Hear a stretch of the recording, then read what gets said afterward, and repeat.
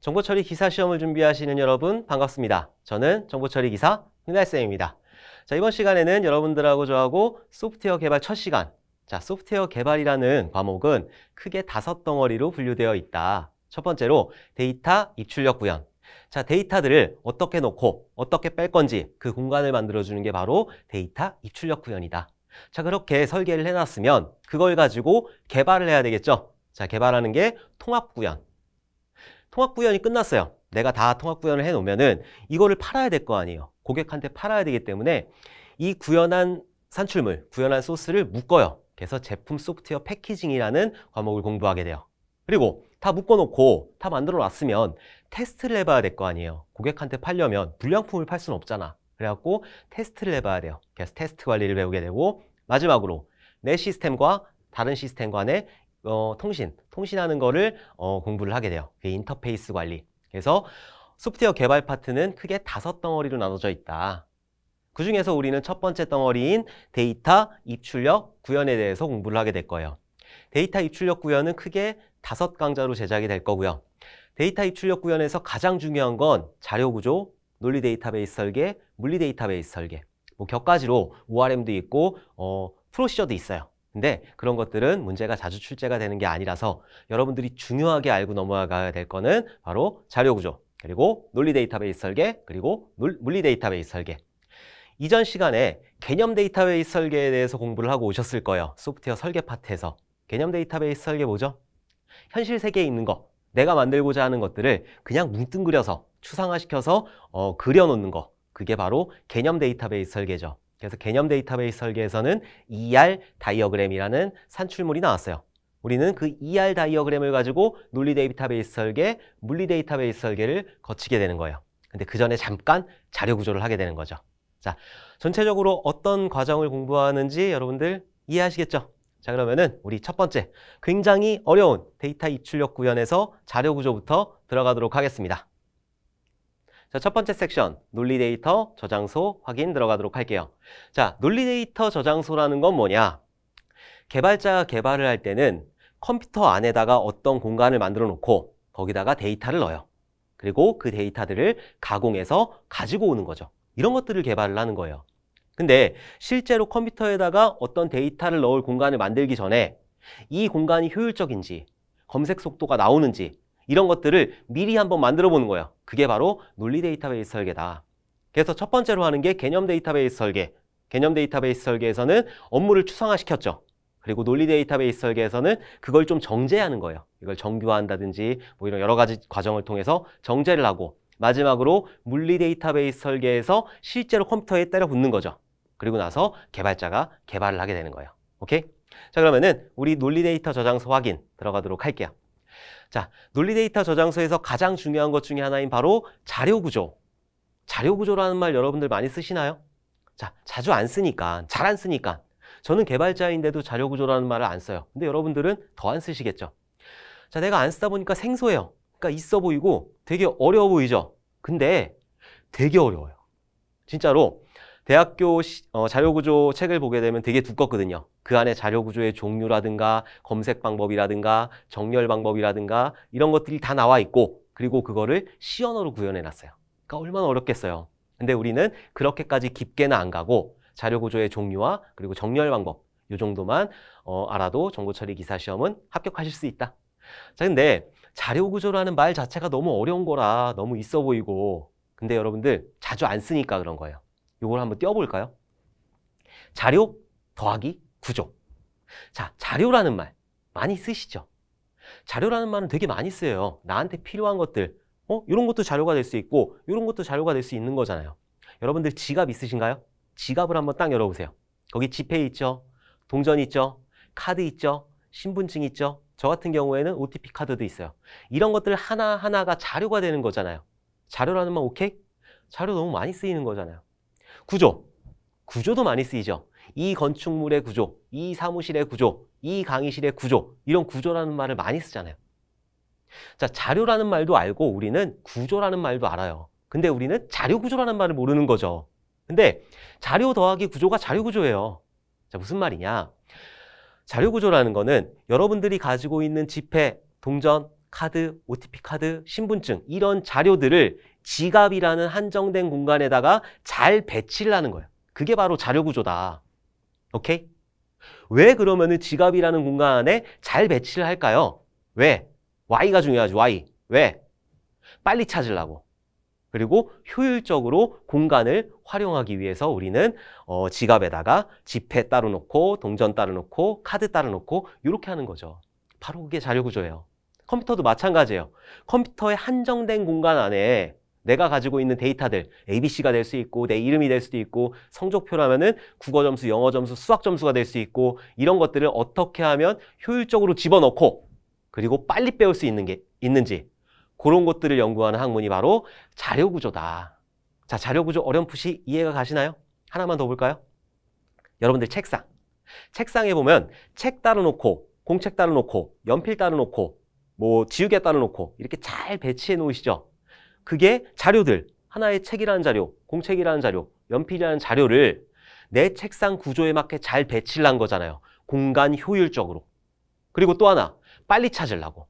책, 공책 막 이렇게 싸놓고 그 사이에다 연필 껴놓고 찾기 너무 힘들잖아요. 그러니까 여러분들은 자료 구조를 생활화하고 계시는 거예요. 오케이? 자료 구조라는 말 어렵지만 제가 이렇게 풀어드리니까 아, 자료 구조라는 게 저런 거구나. 어려운 학문이지만 할만하겠구나. 오케이? 자, 그러면은 우리 자료 구조 종류부터 정의부터 한번 알아보도록 할게요. 자, 그럼 자료 구조의 정의부터 알아보도록 할게요. 자, 자료 구조라는 건 무엇이냐? 여러분들이 가지고 있는 책, 공책, 필기구들 이런 데이터들을 넣고 빼고 검색하기 위해서 그 공간들을 정리해서 저장한 구성체가 바로 자료 구조다. 오케이? 자, 두 번째, 자료 구조에 따라 저장 공간의 효율성과 그리고 프로그램의 실행 시간이 달라진다. 당연한 거죠. 내 책상에다가 책을 막 쌓아놨어요. 공책을 막 쌓아놨어. 공간이 너무 효율적이지 못하잖아요. 책이라는 공간, 그리고 공책이라는 공간, 저장 공간을 효율적으로 써야 되는데 막 쌓아놓으면 효율적이지가 못하잖아요. 그리고 이 사이에서 국어책을 찾아라. 그럼 되게 찾기가 힘들겠죠. 그래서 저장 공간의 효율성과 프로그램 실행 시간이 달라질 수가 있다. 자, 무슨 말인지 이해 가시겠죠? 자, 그러면은 자료구조 정의 알아봤으니까 종류가 어떤 것들이 있는지 알아보도록 할게요. 자료구조에는 크게 두 가지가 있어요. 크게 선형구조와 비선형구조가 있다. 선형구조 같은 경우에는 일렬로 쭉 이어질 수 있는 구조를 선형구조라고 하고 비선형구조 같은 경우에는 일렬로 이어질 수 없는 구조를 비선형구조라고 한다. 자, 우리는 선형구조의 종류, 비선형구조의 종류를 정확하게 암기를 해주셔야 돼요. 자, 선형구조의 종류에는 크게 네 가지가 있어요. 첫 번째로 리스트, 그리고 스택, 큐, 데크가 있고 리스트에는 또 선형 리스트와 연결 리스트가 있어요. 자, 요거에 대해서는 이번 시간에 여러분들하고 다 공부를 할 거예요. 그리고 비선형 구조에는 트리와 그래프가 있다. 자, 트리와 그래프는 다음 시간에 공부할 거예요. 자, 문제에서 이렇게 나올 수가 있겠죠. 다음 보기 중 선형 구조가 아닌 것을 골라라. 그래서 리스트, 스택, 큐 집어넣어 놓고 트리 이렇게 집어넣어 놓으면 트리를 바로 찾아내실 수 있도록 여러분들 이 종류 꼭 암기를 해주셔야 돼요. 정보처리 기사에서는 단골로 나오는 문제이기 때문에 여러분들 이 종류 정확하게 암기를 해주셔야 됩니다. 오케이? 자, 그럼 선형 구조의 첫 번째 리스트부터 알아보도록 할게요. 자, 리스트라는 거는 선형 리스트와 연결 리스트가 있다. 우리는 선형 리스트부터 알아보도록 할게요. 자, 선형 리스트 하면 여러분들 머릿속에 그림을 하나 탁 그리셔야 돼요. 자, 어떤 그림이냐? 복잡하게 이런 그림이 되는 거예요. 되게 복잡하죠? 자, 이 그림 어디서 많이 본 것 같지 않으세요? 다이소 가면 약통 있잖아요. 약통. 월화수목금토일 이렇게 써져 있는 약통. 자, 그게 바로 선형 리스트의 구조이다. 오케이? 자, 선형 리스트 하면은 이 그림을 떠올리시라고 했어요. 그리고 나서 이 그림을 알고 그리고 특징들을 한번 보도록 할게요. 자, 첫 번째, 선형 리스트의 대표적인 구조는 배열이다. 여러분들이 프로그래밍 언어를 공부를 하게 되면 배열이라는 구조를 공부를 하게 되는데 바로 이게 1차원 배열이에요. 자, 두 번째, 가장 간단한 자료 구조이며 접근 속도가 빠르다. 간단하죠? 저는 어렵게 그렸지만 간단하잖아요. 접근 속도가 빠르다고 하는 거는 만약에 데이터가 여기 있다 라고 했을 때 처음부터 쭉 읽어가면 되는 거죠. 물리적으로 쭉 연결이 되어 있으니까 그냥 쭉 읽어가면 되는 거예요. 그래서 접근 속도가 빠르다라고 표현을 하는 거예요. 세 번째, 동일한 타입의 데이터들이 연속적인 메모리 공간에 할당이 된다. 동일한 데이터 타입, 데이터 타입이라는 거는 크기를 말하는 건데 동일한 크기래요. 좀 삐뚤빼뚤하지만 여기가 동일한 타입이라고 좀 봐주세요. 동일한 타입의 데이터들이 물리적으로 연속적인 공간에 할당이 된다. 그게 선형 리스트의 구조이다. 자, 실제로 메모리상에 들어갈 때도 메모리 주소에 순차적으로 쫙 연속적으로 들어가는 게 선형 리스트예요. 오케이? 그 다음, 자료의 삽입 삭제 시 저장 공간에 이동이 발생을 한다. 무슨 말이냐? 내가 만약에 여기다가 데이터를 하나를 끼겨 넣겠다. 그러면 여기서부터 뒤에 있는 자료들을 하나씩 뒤로 밀어야 되겠죠. 그래야지 얘가 들어갈 수 있을 거 아니에요. 이동이 발생을 했죠. 자, 그럼 얘를 삭제를 하겠다. 이 공간에 있는 걸 삭제를 하겠다. 얘를 빼요. 그럼 뒤에 있는 것들을 앞으로 하나씩 당겨와야 돼요. 빈 공간이 있으면 안 되니까. 삭제를 하니까 이동이 발생을 했죠. 오케이? 자, 마지막으로 배열의 크기를 지정해야 하므로 빈 공간이 존재를 한다. 약국에 가서 약을 샀는데 3일치만 지어준 거예요. 근데 내가 산 약통은 7일치예요. 정해져 있죠. 배열의 크기를 지정해야 되는 거예요. 지정을 했는데 난 3일치만 받았잖아요. 4일치가 남는 거죠. 그러니까 빈 공간이 발생을 하죠. 오케이? 자, 여러분들 이런 특징들을 하나하나 세세하고 꼼꼼하게 외워야 될까요? 이거 어떻게 외워? 그렇잖아요. 이거 외우는 게 아니라 선형 리스트다. 그럼 이 그림을 이해를 하고 이 그림을 떠올리고 그리고 나서 이거를 껴맞추면 되는 거예요. 자, 이 그림만 알면은 이 특징들 이해 가시잖아요. 오케이? 자, 그러면은 선형 리스트 조금만 더 알아보도록 할게요. 자, 선형 리스트는 어떻게 그려지느냐? 제가 아까 예쁘게 그렸지만 조금만 더 예쁘게 그려보도록 할게요. 7개의 공간을 선언을 했다. 6인데? 아니에요. 왜 7개의 공간이냐? 0번지부터 시작하잖아요. 프로그래밍 언어는 1번지부터 시작하는 게 있기는 해요. 근데 거의 없고 보통의 프로그래밍 언어는 0번지부터 시작을 한다. 그래서 0부터 6까지 7개의 공간이 나오는 거예요. 바로 이게 선형 리스트이다. 자, 월, 화, 목, 금 4개의 데이터만 넣었죠? 그러니까 뒤에 있는 3개의 공간이 남게 되는 거죠. 그리고 동일한 크기의 연속적인 할당이죠. 연속적인 메모리 할당. 자, 그림만 보면은 아까 특징들이 쭉쭉 나오잖아요. 오케이? 쭉쭉쭉쭉쭉쭉. 오케이? 만약에 월, 화, 목, 화목 사이에 수요일을 집어넣겠다. 수요일을 집어넣겠다 했을 때 어떻게 해야 된다?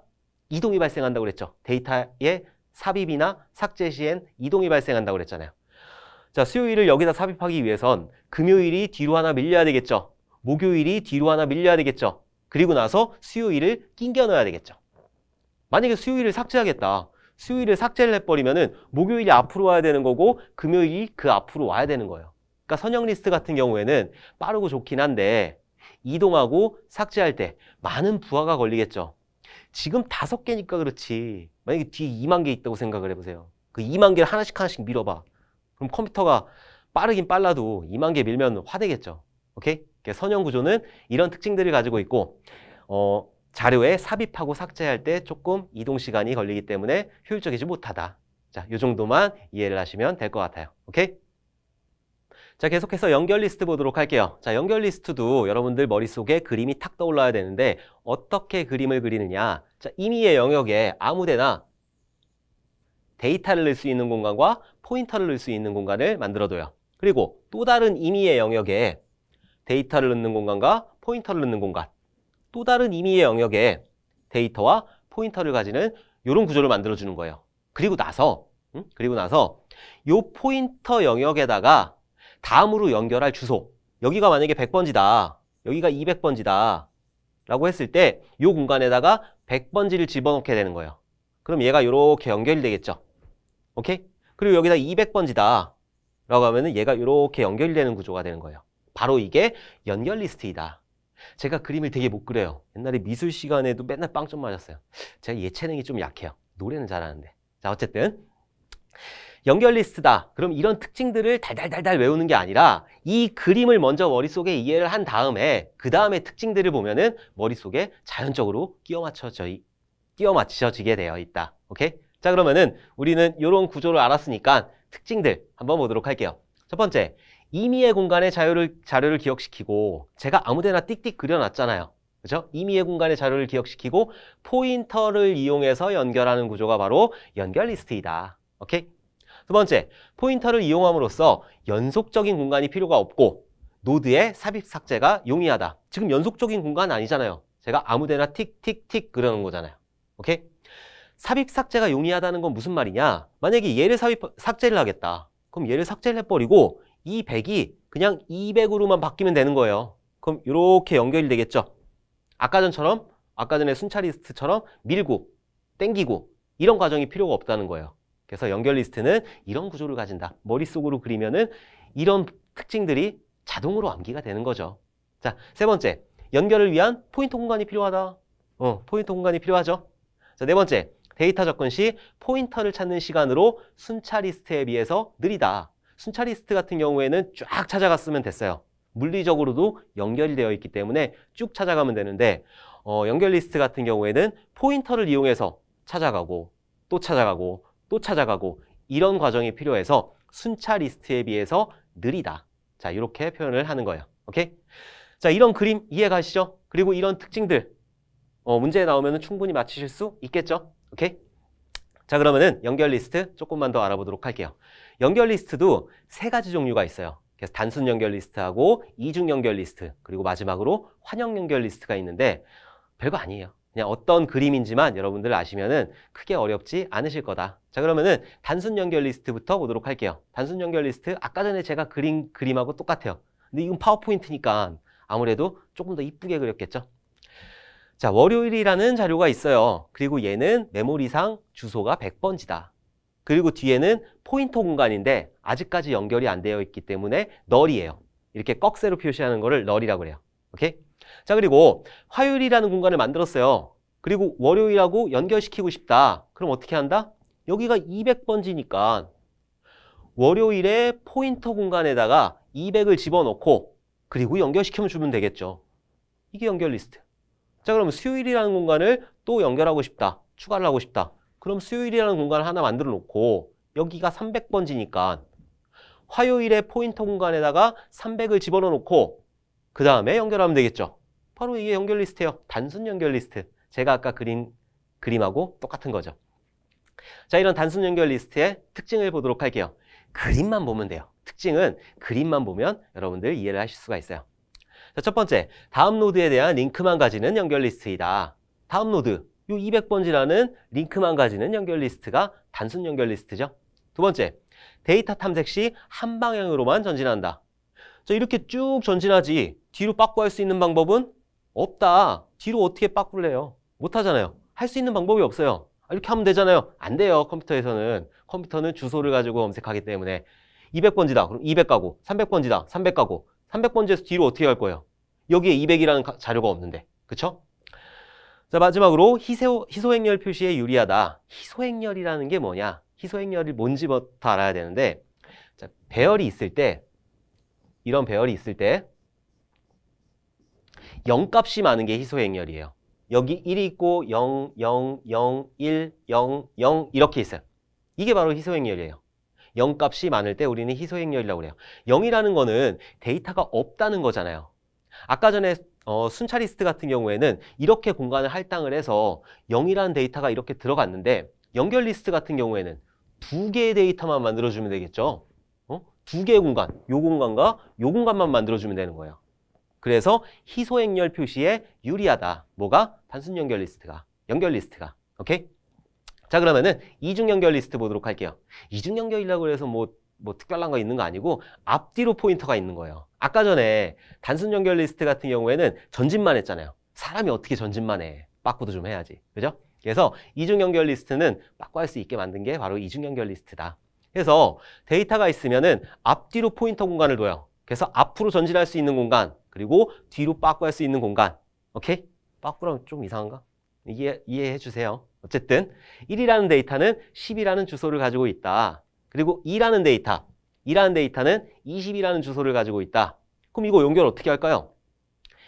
1의 다음 포인터, 연결할 수 있는 다음 포인터에다가 20을 집어넣고, 그리고 2가 가지고 있는 이전 포인터, 10이라는 주소죠. 앞뒤로 왔다 갔다 할 수 있게 해야 되니까 10이라는 주소를 여기다 넣는 거예요. 그러면은 왔다 갔다 할 수 있는 거죠. 아까 전에 앞으로만 전진했는데 이거는 뒤로도 갈 수 있게 되는 거죠. 오케이? 자, 그럼 3이라는 데이터를 넣겠다. 그러면 여기가 30번지라고 가정을 했을 때 2의 포인터 영역에다가 30을 집어넣고 그리고 3의 포인터 영역 거기다가 이전 번지 20을 집어넣게 되는 거잖아요. 그리고 나서 연결이 이렇게 되겠죠. 그러면은 이렇게 갔다가 다시 이렇게 갈 수가 있는 거죠. 바로 이게 이중 연결 리스트이다. 이해가시죠? 특징들 보도록 할게요. 다음 노드와 이전 노드에 대한 링크를 모두 가지는 연결 리스트이다. 다음 노드와 이전 노드의 연결을 가지는 연결 리스트가 바로 이중 연결 리스트이다. 자, 두 번째, 양방향 탐색이 가능하다. 이 그림만 보면 딱 이해가잖아요. 왔다 갔다 할 수 있으니까 양방향 탐색이 가능하다. 그리고 메모리 공간을 크게 차지한다. 왜? 포인터 2개 썼으니까 아까 전에 포인터 하나 썼을 때보다는 하나 더 늘어났잖아요. 그러니까 메모리 공간이 크게 차지가 된다. 바로 그게 이중 연결 리스트의 특징이다. 특징 같은 경우에는 그림만 보면 충분히 유추해낼 수 있다. 오케이? 자, 그러면은 마지막으로 환영 연결 리스트 보도록 할게요. 환영 연결 리스트 뭐 있어 보이죠? 근데 뭐 없어요. 환영 연결 리스트는 뭐냐? 맨 뒤에 있는 공간이 놀잖아요. 맨 뒤에 있는 공간이 논단 말이에요. 여기 있는 공간이 널 값이에요. 짠돌이야. 나는 짠돌이야. 그래서 얘를 첫 번째로 이렇게 연결시켜 버리는 거예요. 이렇게. 여기에 100번지라는 주소값을 주고 이렇게 연결시키는 게 바로 환영 연결 리스트이다. 별거 아니에요. 환영 연결 리스트는 그냥 처음으로 돌리는 거. 자료 구조에서 환영 나왔다. 그럼 돌아간다는 거예요. 오케이? 특징들 보도록 할게요. 특징은 마지막 노드가 첫 시작 노드를 가지고 있어서 순환하는 연결 리스트이다. 이 그림만 이해하면 특징들 나오겠죠? 자, 그러면은 연결 리스트 삽입하는 거 한번 알아보도록 할게요. 아까 전에 순차 리스트 같은 경우에 삽입을 하려면은 데이터들을 쭉쭉쭉쭉 밀고 거기다 삽입을 시켰잖아요. 삭제하려면은 얘를 빼고 앞으로 쭉쭉쭉쭉 당겼죠. 근데 연결 리스트의 삽입은 어떻게 하느냐? 자, 이런 구조가 있을 때 화요일을 집어넣고 싶다. 화요일을 이 사이에다 집어넣고 싶다. 그럼 어떻게 할까요? 그냥 상식적으로 여기가 500번지라고 했을 때 이 값에다가는 화요일이라는 값, 그 뒤에 포인터는 얘를 연결을 해야 되겠죠. 수요일을. 그러니까 여기가 200번지가 돼야 되는 거고 월요일에서는 화요일을 가리켜야 되니까 200이 아니라 500이 돼야 되는 거잖아요. 단순하게. 맞아요. 그렇게 하는 거예요. 그래서 화요일에는 200번지, 수요일로 연결할 수 있는 이 포인터 200번지를 여기다 가지게 되고 그리고 이렇게 연결하고 그 다음에 월요일에 200번지에는 바로 500이라는 주소값을 줘가지고 화요일로 연결을 하게 되면 되는 거예요. 그래서 연결 리스트의 삽입은 아까 전에 순차 리스트에 비해서 훨씬 더 용이하다. 아까 전에 쭉 밀고 쭉 빼고 이랬는데 연결 리스트 같은 경우에는 그런 과정이 없잖아요. 넣고 포인터 주소만 딱 바꿔주면 되는 거예요. 오케이? 자, 선형 리스트하고 연결 리스트하고 장단점이 있을 거예요. 차이점이. 한번 보도록 할게요. 선형 리스트 배열로 구현한다고 그랬고 그리고 연결 리스트도 배열로 구현을 해요. 선형 리스트는 구현이 간단하다. 하나의 공간만 쫙 만들어 놓으면 되니까. 두 번째, 자료를 연속적인 공간에 저장한다. 그래서 빠르겠죠. 접근할 때. 삽입 삭제 시 오버헤드가 발생한다. 오버헤드라는 거는 오버쿡, 뭔가 더 하고 있다. 뭐 이런 것들을 컴퓨터에서 오버헤드라고 그래요. 삽입 삭제할 때 2만 개의 데이터가 있다. 2만 개 미뤄야 된다는 거예요. 오버헤드가 발생한다. 그 다음에 크기가 제한적이다. 선형 리스트는 탁 정해놓는다고 그랬잖아요. 그래서 약통 같은 경우에 7개 딱 정해져 있죠. 약국에서 3일치만 줘주면은 4일은 노는 거잖아요. 4개는. 오케이? 선형 리스트의 특징은 이런 특징들을 가지고 있어요. 머릿속으로 그림 그려지시죠? 그 다음에 연결 리스트 같은 경우에는 구현이 복잡하다. 일단 이중 연결 리스트나 환영 연결 리스트나 단순 연결 리스트나 포인터를 가지고 있기 때문에 구현이 일단 복잡하다. 임의의 공간에 저장하고 포인터로 연결하는 거죠. 이중 연결 리스트 같은 경우에는 앞뒤 포인터가 다 가지고 있는 거고. 오케이? 포인터로 인해 공간을 많이 차지하고 그리고 순차 리스트에 비해 접근 속도가 느리다. 왜 접근 속도가 느릴까요? 왜? 포인터를 이용해서 찾아가고 거기서 또 포인터를 이용해서 찾아가고 그러니까 순차 리스트에 비해서 느리다는 거예요. 오케이? 그 다음 삽입과 삭제가 효율적이다. 그리고 마지막으로 크기가 제한적이지 않다. 자, 선형 리스트하고 연결 리스트의 가장 큰 차이점. 가장 큰 차이점은 뭐냐? 자료의 삽입과 삭제가 되는 거예요. 순차 리스트, 선형 리스트 같은 경우에는 삽입 삭제가 어렵다. 근데 연결 리스트 같은 경우에는 삽입 삭제가 용이하다. 그리고 속도 면에서는 선형 리스트가 훨씬 빠르다. 오케이? 요것만 기억하시면 될 것 같아요. 자, 세 번째로 스택, 큐, 데크에 대해서 알아보도록 할게요. 그 중에서 스택부터 알아보도록 하겠습니다. 자, 스택이라는 거는 먹고 토하기 구조예요. 그래서 내가 막 먹었어요. 많이 먹었으면은 토할 때 제일 마지막에 먹은 게 나오겠죠. 좀 더티하긴 한데. 자, 어쨌든 스택이라는 구조는 어떻게 그리느냐? 바로 이렇게 그려요. 자, 구멍이 하나밖에 없죠. 그래서 이쪽으로만 삽입이 일어나고 이쪽에서만 삭제가 이루어지는 거예요. 여기 막혀 있으니까. 자, 그럼 예를 들어서 데이터가 이렇게 들어갔다고 쳐볼게요. A, B, C라는 데이터가 들어갔을 때 어떤 데이터가 먼저 나올까요? 상식적으로. 여기 막혀 있고 C라는 거 먼저 나오겠죠. 그렇죠? 그래서 가장 마지막에 들어간 게 가장 처음에 나오는 구조가 바로 스택 구조이다. 자, 이런 그림이 있다. 스택은 이런 그림이다. 라는 걸 가지고 우리 특징들을 한번 보도록 할게요. 한쪽 끝에서만 자료의 삽입 삭제가 이루어지는 리포 구조이다. Last in, first out이다. 마지막에 들어간 게 처음으로 나가는 구조이다. 오케이? 미로 찾기, 깊이 우선 탐색, 인터럽트, 복귀 주소 저장, 그리고 수식 연산에 사용이 된다.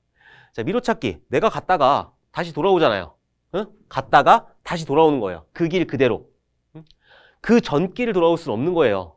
그러니까 바로 그 길만 돌아오는 거잖아요. 그래서 미로 찾기에 사용이 되고, 깊이 우선 탐색. 이거는 그래프에서 할 건데, 깊이 우선 탐색 어떻게 외우시냐? 이렇게 깊은 구조죠. 그래서 깊이 우선 탐색이에요.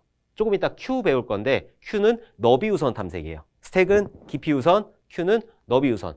그리고 인터럽트 복귀 주소 저장, 혹은 함수 호출했을 때 마지막 함수를 호출한 그 주소를 저장하는 게 바로 스택이다. 그리고 수식 연산 등에서 사용이 된다. 수식 연산할 때 중위 연산, 후위 연산, 전위 연산 이런 거를 배우는데 그걸 스택 구조를 이용해서 활용을 하게 돼요.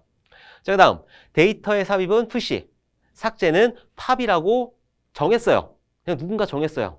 박사님이 정하셨겠죠. 그래서 넣을 때는 푸시, 뺄 때는 팝이라고 해요.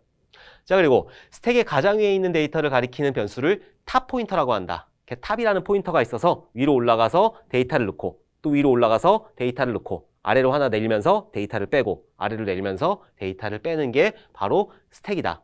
자, 이런 그림이 있고 이런 특징들을 가지고 있다. 여기서 어떤 활용에 쓰이느냐. 그래서 깊이 우선 탐색이나 인터럽트 복귀 주소 저장 이런 것들은 충분히 문제에 나올 수 있으니까 여러분들 암기를 해주셔야 돼요. 구조는 당연히 암기해 주셔야 되는 거고. 오케이? 자, 그러면은 스택. 이게 바로 스택이에요. 여러분들 제가 그림을 잘 못 그리니까 이해를 못 하실 것 같아서 하나 가지고 와봤는데 바로 이게 스택이에요. 여러분들 이건 아시죠? 그 택시기사 하시는 분들이, 택시기사분들이 쓰시는 이렇게 동전 넣으면은 위에서부터 뽑을 수 있잖아요. 내가 처음에 넣은 거는 뺄 수가 없는 거예요. 처음에 넣은 걸 빼기 위해서는 위에 거를 다 빼야지 맨 마지막 데이터가, 맨 마지막 동전이 나오게 되는 거죠. 그래서 넣을 때는 푸시, 뺄 때는 팝. 오케이? 푸시, 팝이에요. 그리고 여기 있는 포인터는 뭐라고 했죠? 탑이라는 포인터를 가지고 움직인다. 자, 그러면은 스택이 어떻게 움직이는지 한번 보도록 할게요. 자, 스택은 이렇게 생겼다고 그랬죠? 이렇게 깊은 모양으로 생겼어요. 그래서 하나, 둘, 셋, 넷, 5개의 공간을 가지는 스택을 만들었어요. 스택도 배열로 구현하거나 연결 리스트로 구현을 하게 돼요. 자, 그러면 이런 스택에다가 데이터를 넣어볼게요. A라는 데이터를 넣겠다. 그럼 맨 밑으로 들어가겠죠? 근데 들어갈 때 어떻게 들어가느냐? 탑 포인터가 지금 마이너스 1이에요. 탑 포인터가 1 증가하면서 그럼 0으로 올라가겠죠? 그리고 나서 0이라는 공간에다가 A라는 데이터를 삽입을 하게 된다. 자, 그럼 B를 한번 넣어보도록 할게요. 자, B를 넣게 되면은 어떻게 한다? 탑 포인터가 먼저 올라간다. 그래서 탑 포인터가 1로 증가하고 그 공간에다가 B를 집어넣게 된다. 오케이? 자, 그럼 C라는 데이터를 한번 더 넣어볼게요. 어떻게 한다? 탑 포인트 올라간다. 그래서 탑이라는 값이 2로 바뀐다. 1 더하기 1은 2니까. 그래서 2라는 공간에다가 C를 삽입한다. 자, 그리고 나서 삭제를 할 때는 어떻게 하느냐? 삭제를 할 때는 일단 삭제를 시키고 탑 포인트를 마이너스 2라는 거예요. 그래서 탑이 1이 되는 거죠. B를 삭제하겠다. 그럼 B를 일단 삭제를 하고 나서 그 다음에 탑 포인트를 1 감소를 시키는 거죠. 그래서 값을 집어넣을 때는 탑 포인터를 먼저 증가하고 그 공간에 데이터를 집어넣고 뺄 때는 데이터 빼고 탑 포인터 내리는 거예요. 오케이? 요것만 기억하시면 될 것 같아요. 자, 그래서 스택의 활용 방법은 서브루틴, 아까 인터럽트 복귀 주소 저장이나 서브루틴이나 똑같아요. 그래서 호출 시 복귀 주소가 저장이 된다. 그리고 재기 프로그램의 순서 제어, 그리고 인터럽트 수행 시 복귀 주소를 저장하고 후입 표기법 연산에 사용돼요. 그리고 그래프의 깊이 우선 탐색, 깊이 우선 탐색에 사용되는 게 바로 스택이라는 자료 구조이다. 자, 이런 특징들은 여러분들 기억을 해주셔야 돼요. 오케이? 자, 그럼 스택 어려운 문제 하나 풀고 넘어가도록 할게요. 자, 스택 문제가 나왔을 때 스택의 구조나 스택의 특징이나 스택의 활용 범위가 나올 수도 있는데 그런 것들을 외우면 되는 거고, 자, 이런 문제 같은 경우에는 약간의 산수적 개념이 들어가요. 그러니까 산수 싫어하시잖아요. 근데 이런 문제 좋은 문제거든요. 그래서 이런 문제를 맞추면은 조금 더 높은 점수로 합격을 할 수 있다? 뭐 이렇게 되겠죠. 자, 이 문제 한번 풀어보도록 할게요. 옛날에 2019년도 이전에 정보처리 기사 시험에 자주 등장했던 문제고 정말 좋은 문제예요. 그래서 하나 풀어보도록 할게요. ABCD의 순서로 정해진 입력 자료를 스택에 입력하였다. 출력한 결과가 될 수 없는 것은 했어요. 자, 스택이라는 건 뭐죠? 넣고 빼는 거잖아요. 마지막에 들어가는 게 제일 처음 나오는 구조죠. 자, ABCD를 순서대로 넣는 게 아니라 다 넣고 하는 게 아니라 다 넣으면 나올 수 있는 구조는 D, C, B, A밖에 없어요. 그게 아니라 이거를 어떻게 순서를 넣던 이 결과값이 어떻게 나오느냐 그거를 찾아내는 거예요. 자, 그러면은 1번부터 보도록 할게요. C가 먼저 나왔대요. C가 나오려면 어떻게 들어가야 되죠? 스택에? C가 들어가 있어야 될 거 아니에요. 그래야지 C가 나오니까. 그러면은 순서대로 들어가니까 A, B, C. 자, 이런 구조가 되는 거잖아요. 그때 C 팝 할 수 있는 거죠. C 팝. 그래서 C가 나올 수 있어요. 얘 빠지고. 그 다음에 B 나온대요. B 있네? B 팝. B 팝. 그럼 얘 빠지고. 오케이? 그 다음에 A 팝. A 팝 하니까 얘 빠져서 A가 나올 수 있네요. 그 다음에 마지막에 D래요. 아직 D 안 넣었잖아요. D 푸시한 다음에 D 팝 하면은 바로 D가 나오겠죠. 그래서 C, B, A, D는 나올 수 있는 출력값이다. 자, 그럼 2번 보도록 할게요. 2번. C가 나오려면 어떻게 해야 되죠? A, B, C 쌓여 있어야 되잖아요. 그래서 A, B, C. 자, 이렇게 쌓여 있는 구조예요. 그래서 C 팝. C를 팝했어요. 그 다음에 D가 나온대요. 그럼 D 아직 안 들어갔으니까 D 집어넣으면 되겠죠. 자, D 푸시한 다음에 바로 D 팝. 그럼 D가 나와요. 그럼 얘 빠졌죠. 그 다음에 A가 나온대요. A가 나올 수 있나요? A가 맨 밑에 있는데? B가 위에 있는데? 안 되겠죠. 그죠? 여기서는 B가 나오고 그 다음에 A가 나올 수 있겠죠. 그래서 2번이 출력 결과가 되려면 C, D, B, A여야 되는데 A부터 팝했으니까 바로 이 문제의 정답은 2번. 바로 2번이 출력 결과가 될 수가 없다라는 거예요. 오케이? 자, 그러면 3번 보도록 할게요. 3번. B, A, D, C래요. B가 먼저 나왔죠. B가 먼저 나오려면은 B가 일단 스택에 들어가 있어야 되는 거잖아요. 그래서 A하고 B하고 스택에 들어가 있다. 오케이? 그리고 B 팝. 그러니까 B가 나오겠죠. 얘 빠지고. 그 다음에 A가 나왔죠. A 밑에 있으니까 A 팝. 그래서 A가 나올 수 있죠. 그리고 D, C래요. 그러려면은 D가 나오려면은 C, D. 마지막에 있는 요 C, D가 들어가야 될 거 아니에요. 그래서 C, D가 들어가 있고 D 팝, C 팝 하면은 D, C가 되는 거죠. B, A, D, C는 나올 수 있는 구조다. 오케이? 자, 마지막 4번 보도록 할게요. B, C, D, A래요. B가 나오려면 B가 스택에 들어가 있어야 되겠죠. 그럼 구조는 A, B가 되겠죠. B 팝. 그래서 B 팝 했어요. 얘 빠졌고. 그 다음에 C래요. C. 아직 C 안 들어갔죠? C가 나오려면 C가 들어가야 되니까 C를 집어넣고 바로 팝하는 거예요. 그러니까 C가 나올 수 있고. 그 다음에 D가 나왔어요. D 아직 안 들어갔으니까 D 푸시하고 바로 팝하면 되는 거죠. 그래서 D가 나올 수 있고. 마지막에 A 깔려 있으니까 A가 팝돼서 나오면은 B, C, D, A는 나올 수 있는 출력 구조다. 언더스탠? 모른다 스탠? 언더스탠 하셔야 돼요. 자, 이 문제 굉장히 어려운 문제 같은데 몇 번 연습하시면은 여러분들 이런 난이도, 고난이도의 문제가 나와도 충분히 풀어내실 수 있을 거라 믿어 의심치 않아요. 자, 이제 너무너무 중요한 수식표기법에 대해서 알아보도록 할 거예요. 자, 수식표기법은 크게 전이표기법, 중이표기법, 후이표기법 이렇게 나눠지는데 나눠지는 기준은 연산자가 어디에 들어가 있느냐. 연산자가 가운데 있는 게 중이표기법인데 인간이 쓰는 게 중이표기법이에요. 뭔 소리냐? 우리가 1 더하기 3 하죠. 1 더하기 3. 피연산자와 피연산자 사이에 더하기라는 연산자가 들어가잖아요. 그게 중위표기법. 그럼 전위표기법은 연산자가 앞에 있는 거예요. 후위표기법은 연산자가 뒤에 있는 거죠. 자, 왜 이렇게 복잡하게 했느냐. 인간은 식을 보고 연산자 우선순위에 맞춰서 계산을 할 수가 있는데 컴퓨터라는 놈은 연산자 우선순위를 모른단 말이에요. 그러니까 중위표기법을 전위표기법이나 후위표기법으로 바꿔야지 컴퓨터가 그때서야 연산자 우선순위에 맞춰서 계산을 할 수가 있다. 그래서 우리는 중위표기법을 전위, 후위표기법으로 바꾸거나 전위표기법, 후위표기법을 중위표기법으로 바꾸는 그런 연습들을 여러분들하고 저하고 해야 되는 거예요. 문제에 정말 자주 출제가 되는 부분이라서 정신 똑똑히 차리고 들어주셨으면 좋겠어요. 자, 종류에는 중위표기법, 전위표기법, 후위표기법이 있다. 그냥 어떻게 쓰이는지만 알면 돼요. 중위표기법은 연산자가 가운데 들어간다. 인간이 쓴다. 전위표기법 같은 경우에는 연산자가 앞에 들어간다.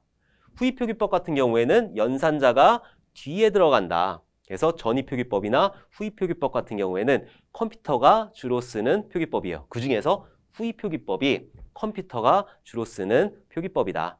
자, 이렇게 해서 연산자 수식표기법 종류 알았으니까 우리 변환하는 방법 그거 알아보도록 할게요. 자, 변환하는 방법 굉장히 중요하기 때문에 집중해 주셔야 돼요. 오케이? 자, 첫 번째로 중위표기법을 전위표기법으로 변환하는 방법 1 더하기 3을 더하기 1, 3으로 바꾸는 방법에 대해서 알아보도록 할게요. 자, 두 가지 방법이 있어요. 가로를 치는 방법하고 그리고 연산자 우선순위에 맞춰서 그냥 하는 방법. 저는 두 번째 방법을 주로 사용하고 있어요. 가로를 치면은 더 복잡해지더라고요. 자, 어쨌든 교재에는 가로 치는 게 나와 있으니까 가로 치는 걸로 먼저 보도록 할게요. 1 더하기 2 곱하기 3 더하기 4 더하기 2 나누기 3. 아우, 식 더럽게 복잡하네. 자, 이 식을 중위표기법을 전위표기법으로 한번 바꿔보도록 할게요. 자, 우리는 여기서 연산자 우선순위를 확인할 수 있죠. 그래서 연산자 우선순위가 2 곱하기 3하고 2 나누기 3이 연산자 우선순위가 높아요. 그래서 여기다가 가로를 쳐버리는 거예요. 자, 이렇게 가로를 치게 되는 거죠. 그 다음에 이제 순차적으로 해야 되겠죠. 그래서 이렇게 가로를 치고 그리고 이렇게 가로를 쳐야 되겠죠. 그럼 이런 모습이 되겠죠. 자, 그 다음에 마지막에 더하기 중간에 있으니까 이 더하기를 기준으로 크게 가로를 쳐주게 되면 되는 거예요. 이렇게 완성이 되는 거예요. 그 다음에 이 연산자 바깥으로 가로를 빼게 되면 되는 거예요. 나랑 연관이 있는 가로 바깥으로 연산자를 빼면 된다. 자, 2 곱하기 3 같은 경우에는 곱하기가 바로 바깥에 있는 여기로 빠져나가게 되겠죠. 나누기도 마찬가지로 이렇게 빠져나가게 될 거예요. 그럼 어떤 모습이 되느냐? 바로 이런 모습이 되는 거예요. 오케이? 그 다음에 이 가운데 있는 가로는 나랑 연관이 있는 이 가로 바깥으로 빠지는 거고 그리고 여기 있는 더하기는 나랑 연관이 있는 요 괄호 바깥으로 빠지게 되는 거예요. 그리고 마지막으로 중간에 있는 더하기는 나를 전체적으로 감싸고 있는 제일 바깥에 있는 괄호로 빠지게 된다. 그러면 이런 모습이 되겠죠. 자, 이렇게까지 한 다음에 그 다음에 괄호를 싹 빼버리면 그러면은 전위표기법이 완성이 되는 거예요. 자, 이렇게 전위표기법이 완성이 됐어요. 더하기 더하기 1 곱하기 2, 3 더하기 4 나누기 2, 3이다. 자, 이렇게 가로를 쓰는 방법이 있고 저는 두 번째 방법을 쓴다고 그랬죠. 그냥 연산자 우선순위에 맞춰서 그때그때 연산자를 바깥으로 빼버려요. 자, 한번 보도록 할게요. 똑같은 식이에요. 1 더하기 2 곱하기 3 더하기 4 더하기 2 나누기 3이다. 그럼 연산자 우선순위 눈에 보이잖아요. 그래서 2 곱하기 3과 2 나누기 3을 먼저 하는 거죠. 근데 전위표기법이라고 그랬으니까 2 곱하기를 바깥으로 빼고 2 나누기를 바깥으로 빼는 거예요. 그래서 하나의 피연산자를 만드는 거죠. 자, 어떻게 되느냐? 1 더하기 곱하기 2, 3. 자, 얘가 피연산자가 되는 거예요. 그리고 더하기 4 더하기 나누기 2, 3. 얘가 하나의 피연산자가 되는 거죠. 오케이? 그 다음에 더하기니까 그냥 순차적으로 하면 되겠죠. 처음에 1 더하기 곱하기 2, 3. 요거 하나의 피연산자라고 보시면 돼요. 1 더하기 어떤 값이겠죠. 자, 그러면은 요거에서 전위연산이니까 요걸 더하기를 앞으로 빼야 되겠죠. 그래서 더하기 1 곱하기 2, 3이 되는 거예요. 뒤에 있는 식은 아직 그대로 있어요. 오케이? 자, 그 다음에 할 거.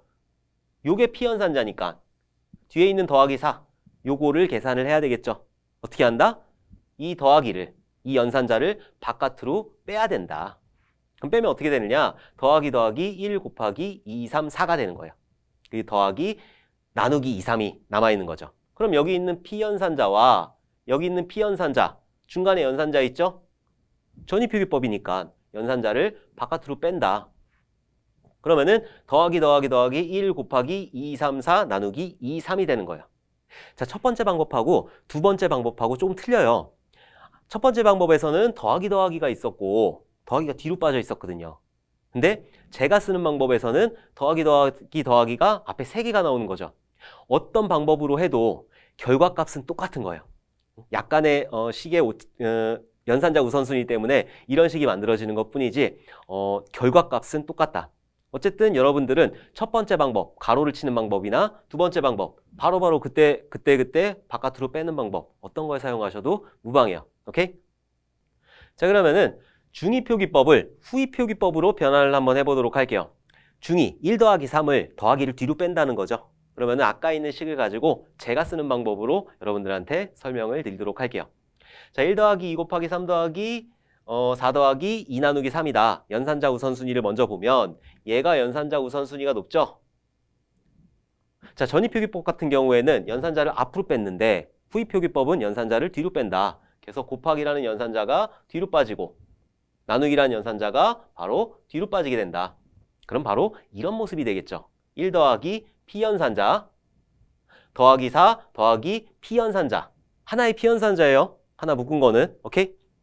자, 그 다음에 더하기만 있으니까 앞에서부터 순차적으로 실행을 하면 되는 거예요.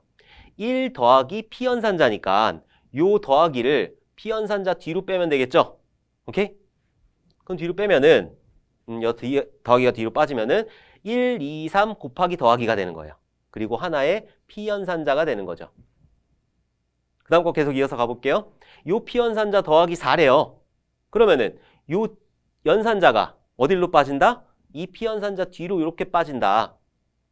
그럼 어떻게 되느냐? 1, 2, 3 곱하기 더하기 4 나오고 뒤로 여기 있는 더하기가 뒤로 빠지게 되는 거예요. 그래서 이렇게 하나의 P연산자가 만들어지는 거죠. P연산자 더하기 2, 3 나누기라는 P연산자. 자, 이때 어떻게 한다? 여기 있는 연산자를 뒤로 빼준다. 그럼 최종적으로 나오는 거는 1, 2, 3 곱하기 더하기 4 더하기 2, 3 나누기 더하기다. 바로 이게 중위표기법. 이런 중위표기법을 후위표기법으로 바꿨을 때 이런 모양이 된다. 자, 그럼 하나 더 해볼까요? 자, 시험에는 이 정도가 나올 거예요. 아까는처럼 굉장히 복잡한 식이 안 나오고 이 정도 식이 나오게 될 건데 아까 너무 복잡했어. 더럽게 복잡해. 이거 한번 해볼게요. 중위표기법을 후위표기법으로 바꾸는 방법. 제 나름의 방식으로. 오케이? 자, 1 더하기 2 곱하기 3 나누기 3이다. 연산자 우선순위에 의해서 얘가 먼저 수행이 되겠죠. 곱하기랑 나누기랑 같긴 한데 같을 때는 앞에부터 수행하게 되니까. 자, 그러면은 1 더하기 2 곱하기 3 곱하기를 뒤로 빼야 되겠죠? 이렇게. 오케이? 그래서 하나의 P연산자가 만들어지는 거잖아요. 그러면은 1 더하기 2, 3 곱하기가 되는 거예요. 그리고 얘는 하나의 P연산자가 되는 거죠. 그 다음에 우선순위 높은 거는 나누기잖아요. P연산자, 나누기, P연산자. 그러면은 요 나누기를, 연산자를 뒤로 빼게 되겠죠.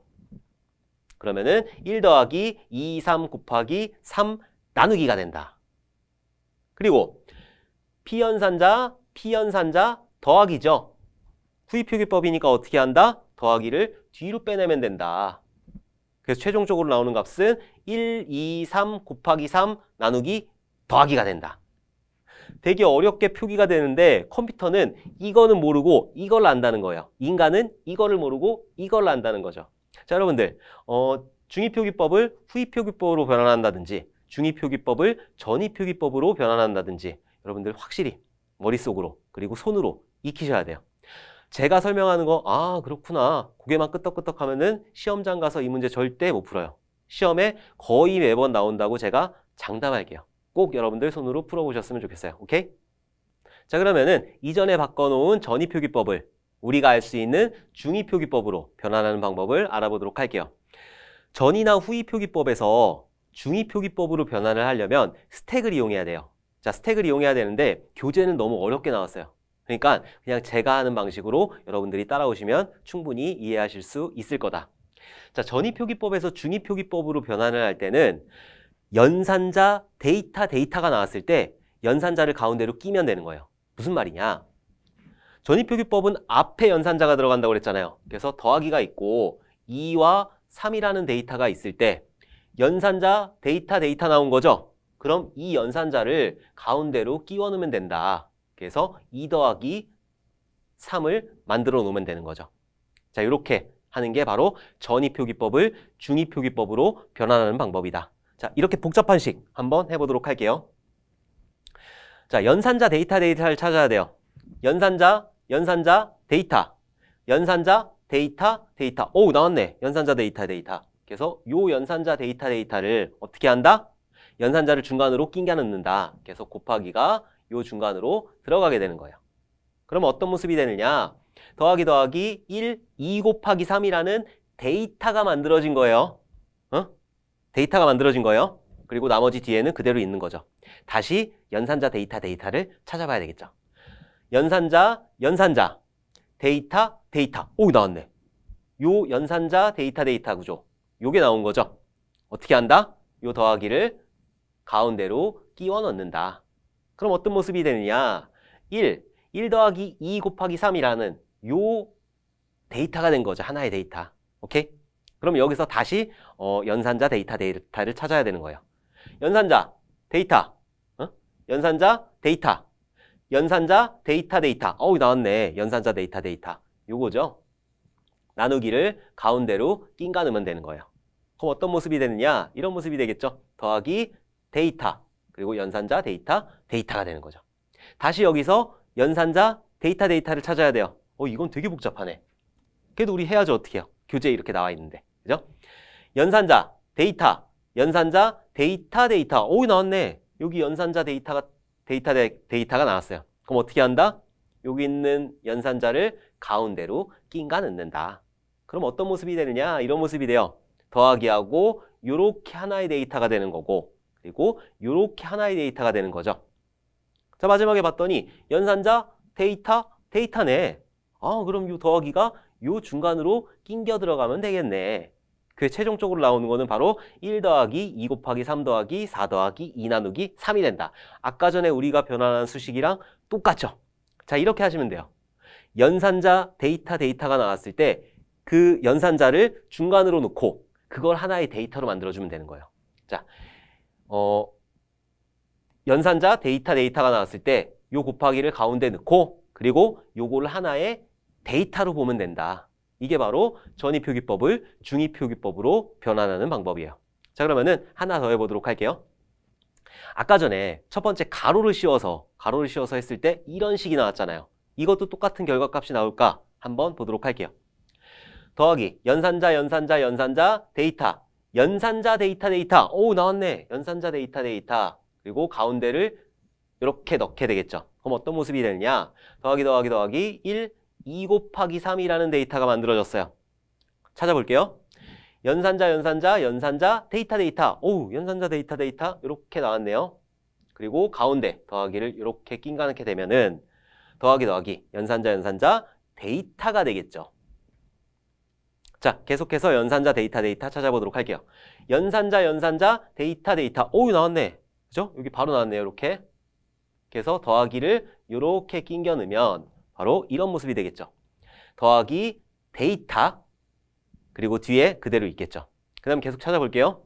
연산자 데이터. 여기 있네. 이렇게 있으니까 요 나누기를 가운데로 낑겨 넣으면 된다. 그럼 어떤 모습이 되느냐? 이런 모습이 되겠죠.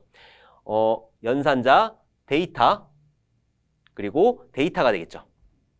그리고 마지막으로 이 연산자 데이터 구조니까 요거를 가운데로 낑겨 넣게 되면은 1 더하기 2 곱하기 3 더하기 4 더하기 2 나누기 3이 된다. 자, 똑같은 결과값이 나오는 거 맞죠? 이렇게 변환이 돼도 중위표기법으로 변환을 하게 되면은 똑같은 결과값이 나오게 된다. 가로를 쓰든 아니면 연산자 우선순위에 맞춰서 그걸 앞으로 빼내든 똑같은 결과값이 나오게 된다. 오케이? 자, 그럼 수식표기법 마지막으로 우리가 바꿔놓은 후위표기법을 중위표기법으로 바꾸는 방법을 한번 알아보도록 할게요. 후위표기법이 뭐였죠? 연산자가 뒤로 빠지는 구조였죠. 그러니까 아까 전위표기법 같은 경우에는 연산자 데이터가 나오면 연산자를 가운데로 끼웠는데 후위표기법 같은 경우에는 데이터 연산자가 나오면은 그 연산자를 가운데로 끼게 되는 거예요. 무슨 말이냐? 우리가 후위표기법을 쓸 때 2, 3 더하기 뭐 이런 식으로 썼잖아요. 데이터 연산자가 나오는 구조란 말이에요. 그랬을 때 요 더하기 연산자를 이렇게 중간으로 빼게 되는 거예요. 그래서 2 더하기 3이라는 중위표기법으로 변경을 하게 되는 거죠. 자, 어떤 개념인지 아시겠죠? 데이터 연산자일 때 연산자를 중간으로 끼겨 넣게 된다. 자, 그럼 이 복잡한 식을 한번 풀어보도록 할게요. 데이터 연산자라고 그랬어요. 데이터 연산자. 아하, 나왔네. 데이터 연산자. 어떻게 한다? 2 곱하기를 중간으로 끼겨 넣게 된다. 그러면은 2 곱하기 3이라는 하나의 데이터가 만들어진 거예요. 그럼 다시 찾아야 되겠죠? 뭐를? 데이터 연산자 구조를. 데이터 연산자. 어우, 바로 나왔네. 그래서 요 데이터 연산자, 요 데이터 연산자 구조에서 더하기를 중간으로 빼게 되면 되겠죠. 그래서 1 더하기 2 곱하기 3이라는 하나의 데이터를 만든 거예요. 또 찾아야 되겠죠? 데이터 연산자. 어우, 바로 나왔네. 여기까지. 그럼 뒤에 있는 연산자를 중간으로 빼게 되면 되겠죠. 그럼 바로 이런 모습이 되겠죠. 그럼 하나의 데이터가 나오는 거고 또 찾아야 되겠죠? 뭐를? 데이터 연산자를. 데이터 연산자. 어우, 나왔네. 데이터 연산자. 요게 데이터 연산자죠? 나누기를 가운데로 이렇게 빼면 되는 거예요. 그래서 2 나누기 3이 되겠죠. 그래서 요거를 바꾸게 되면 이런 모습이 되겠네요. 요렇게 하나의 데이터, 그리고 요렇게 하나의 데이터. 데이터 연산자죠? 이 연산자를 중간으로 빼게 되면 바로 이렇게 훌륭한 중위표기법이 완성이 되는 거예요. 오케이? 아우, 식이 너무 길어. 자, 그러면은 우리 짧은 식을 가지고 하나 더 연습해 보도록 할게요. 요런 식이 나와야지. 어? 어떻게? 데이터 연산자. 오케이, 찾아보도록 할게요. 데이터 연산자. 데이터 연산자니까 바로 여기가 되겠네요. 그래서 요 곱하기를 중간으로 낑긴다. 그래서 2 곱하기 3이라는 데이터를 하나를 만드는 거죠. 다시 찾아야 되겠죠? 데이터 연산자. 오, 여기 나왔네. 데이터 연산자. 그래서 여기 나누기를 중간으로 낑기게 되는 거예요. 그럼 어떤 모습이 되느냐? 이런 모습이 되겠죠. 2 곱하기 3 나누기 3이라는 요 하나의 데이터가 나오는 거고 1이라는 데이터가 있는 거죠. 데이터 연산자죠. 여기 있는 연산자를 중간으로 낑겨 넣으면 훌륭하게 우리는 후위표기법을 중위표기법으로 변경을 할 수가 있다. 자, 근데 수식표기법에서 스택을 이용한다고 그랬는데 스택은 어떻게 이용하는 건가요? 자, 한번 요거를 가지고 보도록 할게요. 스택 영역을 그리고 후위표기법 같은 경우에는 데이터 연산자라고 그랬잖아요. 연산자가 나오면은 중간으로 끼워 넣는다고 그랬는데 끼워 넣는 게 아니라 팝을 하는 거예요. 두 개의 데이터를 팝을 하는 거예요. 그 데이터가 나오면은 스택에다가 그대로 밀어넣고 그리고 연산자가 나오면 그때 두 개의 데이터를 팝하는 거죠. 자, 말을 하면 무슨 말인지 하나도 모르겠어요. 실제로 그려가면서 한번 보도록 할게요. 자, 1이라는 데이터가 들어왔다. 그럼 1이라는 데이터를 넣고 2 들어왔죠. 그러니까 2 넣고 3 들어왔죠. 그러니까 3을 그대로 넣는 거예요. 자, 여기까지 넣고 나서 연산자가 나왔네? 곱하기라는 연산자가 나왔네? 그러면은 곱하기라는 연산자를 놓고 그 다음에 팝하는 거예요. 두 개를 팝하는 거예요. 아까 중간으로 끼워 넣는다고 그랬으니까 두 개를 팝한다. 그래서 2와 3을 팝하는 거예요. 근데 여기서 위치가 중요해요. 먼저 나온 거 3이라는 게 연산자 뒤로 들어가요. 그리고 2라는 게 연산자 앞으로 들어간다. 곱하기나 더하기는 의미가 없는데 나누기나 빼기 같은 경우에는 위치가 중요하잖아요. 오케이? 그래서 1, 2, 3 들어오고 곱하기 들어왔을 때 두 개를 팝해가지고 2 곱하기 3을 만든 다음에 이 값을 그대로 스택에다가 다시 밀어넣는 거예요. 그래서 2 곱하기 3이 이렇게 들어가 있는 거죠. 오케이? 그 다음에 2 곱하기 3이 들어갔으니까 그 다음에 3 들어왔죠? 3이 그대로 들어가는 거예요. 그리고 나서 나누기라는 연산자가 들어왔으니까 그때 두 개를 팝하는 거죠. 어떤 걸 팝한다? 위에 있는 두 개, 3과 2 곱하기 3을 팝하게 되는 거예요. 그러면은 3이 뒤로 들어가는 거죠. 위에 있는 게 뒤로 들어가는 거니까. 연산자 나누기가 있고 3이 뒤로 들어가고 2 곱하기 3이 되는 거죠. 오케이? 그리고 요 두 개가 없어졌으니까 그대로 요 식이 요 스택으로 들어가게 되겠죠. 그리고 마지막으로 더하기라는 연산자가 나왔으니까 어떻게 한다? 팝한다. 두 개를. 얘 팝하고 마지막에 있는 1을 팝한다.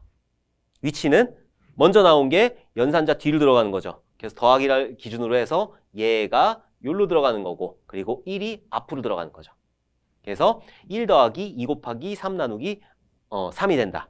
바로 이게 스택을 이용한 표기법의 변환이었어요. 자, 여러분들 우리는 지금까지 중위표기법을 전위, 후위표기법으로 변경을 했고 그리고 전위표기법하고 후위표기법을 중위표기법으로 변경을 다시 해봤어요. 자, 시험에 너무너무 잘 나오는 거라서 여러분들 그냥 눈으로만 보고 머리로만 됐어 이렇게 하는 거야 절대 이렇게 하시면 안 돼요. 제가 한 거 그대로 다시 풀어보시고 그리고 스택에도 이런 식으로 넣어보고 빼보고 이런 연습을 많이 해주셔야 돼요. 이 문제 무조건 나온다고 여러분들 생각하시면 돼요. 오케이?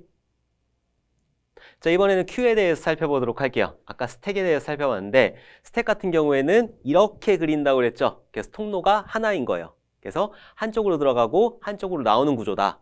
Q 같은 경우에는 양쪽이 뚫려 있어요. 그래서 한쪽은 들어가는 문, 한쪽은 나가는 문이 되는 거예요.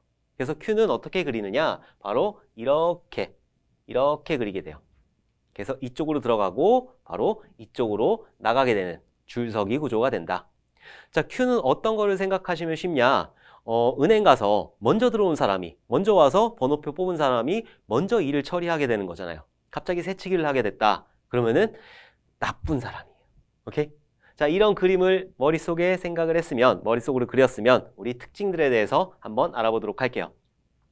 먼저 삽입된 게 먼저 삭제되는 first in, first out 형식이다. 먼저 들어간 게 먼저 나가게 된다. 다음, 은행, 우체국 등의 줄서기 구조를 생각하시면 여러분들 쉽게 이해를 하시게 될 거예요. Q는 아까 전에 스택 같은 경우에는 탑 포인터가 있어가지고 탑 포인터가 올라가면서 데이터를 넣고 그리고 데이터를 빼고 탑 포인터를 내렸잖아요. 이 포인터 하나를 가지고 움직였단 말이에요.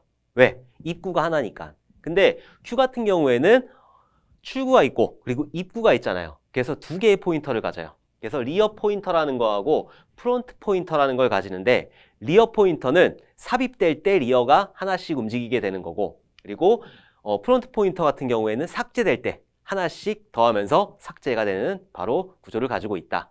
그 다음 마지막으로 운영체제 작업 스케줄링 그리고 트리 그래프의 너비 우선 탐색에 사용된다. 아까 트리는 깊이 우선 탐색에 사용됐는데 이 Q 같은 경우에는 너비 우선 탐색에서 사용이 된다. 그리고 운영체제 작업 스케줄링, 운영체제에서 스케줄링을 돌릴 때 먼저 들어온 거를 먼저 처리하게 되잖아요. 자, 그럴 때 쓰이는 게 바로 Q 구조이다. 자, 그러면은 Q 어떻게 동작하는지 한번 보도록 할게요. 자, Q라는 공간은 이렇게 그리게 돼요. 그리고 나서 처음에 리어 포인터하고 프론트 포인터가 있다고 그랬죠. 리어는 입력될 때 리어가 움직이는 거고 프론트는 삭제될 때 움직이게 되는 거예요. 자, 그러면은 어떻게 움직이는지 한번 보도록 할게요. 그 전에 리어 포인터와 프론트 포인터는 기본적으로 마이너스 1 값을 가지게 돼요. 아직 아무것도 지정을 하지 않는 거죠. 자, 그리고 A라는 데이터를 Q에다 삽입을 하겠다. 그럼 어떻게 된다?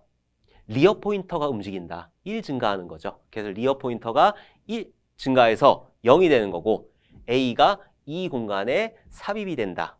그 다음에 B라는 값을 Q에다 입력하겠다. 그럼 어떻게 한다?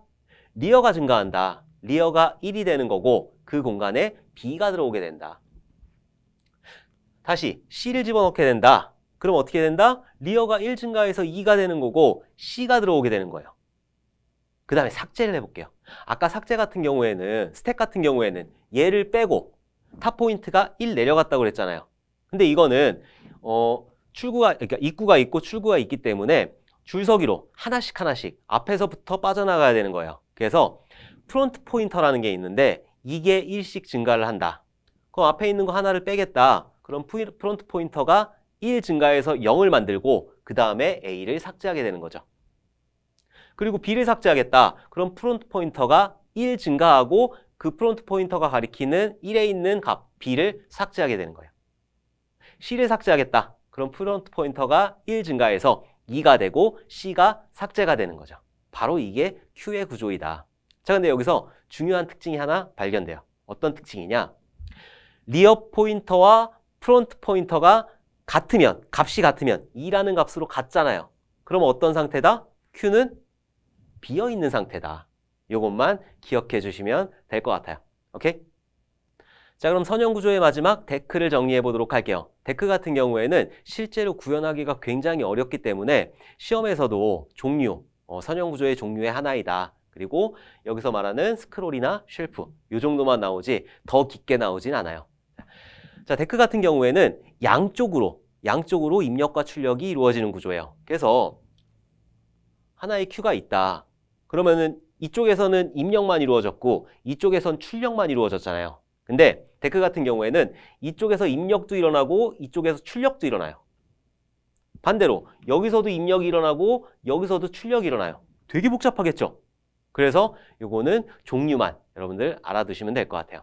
자, 특징은 양쪽 끝에서 삽입과 삭제를 허용하는 자료 구조이다. 양쪽 끝에서 막 삽입하고 삭제하고 같이 일어나는 구조가 데크라는 구조이다. 근데 여기서 두 가지, 입력 제한 데크하고 출력 제한 데크, 요것만 암기해 주시면 돼요. 입력 제한 데크는 입력을 한 군데서만 받는 거예요. 입력은 한 군데서만 받고 출력은 양쪽에서 일어나는 거죠. 출력은 양쪽에서 일어나는데 입력은 한 군데에서만 받는다. 출력 제한 데크 같은 경우에는 반대겠죠. 입력은 양쪽에서 일어나는데 출력은 한쪽에서만 일어나는 게 출력 제한 데크다. 요거 쉽게 외우시려면 입력 제한 데크잖아요. 그리고 스크롤이잖아요. 여러분들 스마트폰 스크롤 한다고 그러죠. 스크롤이라는 게 뭐죠? 입력받는 거잖아요. 입력받는 거. 어떤 위치를 입력받는 거잖아요. 그 스크롤을 제한하는 거. 이렇게 두 개 하면 안 되잖아요. 그래서 스크롤은 입력 제한 데크다. 입력할 때 한 손으로만 움직여야 된다. 한 손으로만 움직이는 거는 스크롤을 하는 거다. 그렇게만 외워두시면 될 것 같아요. 입력 제한 데크, 스크롤. 출력 제한 데크, 쉘프. 요것만 알아두시면은 여러분들 데크 문제 충분히 푸실 수가 있을 거예요. 자, 지금까지 데이터 입출력 구현 첫 번째 시간이었어요. 이번 시간에는 자료 구조의 정의와 자료 구조의 종류 중에서 선형 구조, 리스트, 스택, 큐, 데크, 종류와 특징들을 알아봤어요. 그리고 수식 표기법까지 여러분들하고 하나하나 알아봤습니다. 자, 이번 시간에 공부한 내용은 다 시험범위예요. 모든 게 출제가 될 거고 그리고 자주 출제가 될 거기 때문에 여러분들 정확하게 이해를 해주셨으면 좋겠어요. 자, 이걸로 첫 번째 시간 마치고 다음 시간에 뵙도록 하겠습니다. 감사합니다.